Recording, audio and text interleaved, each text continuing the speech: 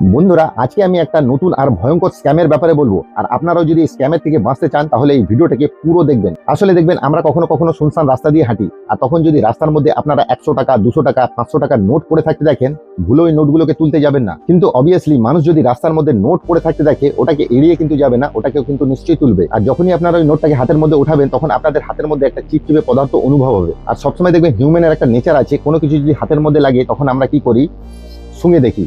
আর ওটাই আপনার জীবনের সব থেকে বড় ভুল হবে, কেননা ওই পদার্থটা আপনাকে অজ্ঞান করার কোনো কেমিক্যাল হতে পারে। যখনই আপনারা ওটাকে শুনবেন তখন আপনি কিন্তু ওখানে অজ্ঞান হয়ে পড়ে যাবেন, এবং আপনার সঙ্গে ছিনতাই হতে পারে, আপনার কিডন্যাপিং হতে পারে। বিশেষ করে মহিলাদের ক্ষেত্রে বলছি, মহিলাদের সাথে আরো বেশি ভয়ঙ্কর কিছু ঘটতে পারে। ওদের ছিনতাই হতে পারে, ওদের কিডন্যাপিং হতে পারে, ওদের রেপ হতে পারে। তাই মহিলাদেরকে বলছি, সামান্য টাকার জন্য 100, 200, 500 টাকার জন্য নিজের জীবনের ঝুঁকি একদম নেবেন না। বিশেষ করে শুনশান রাস্তায় যদি কোনো নোট পড়ে থাকতে দেখেন, তাহলে নোটকে আপনারা ভুল করেও তুলবেন না।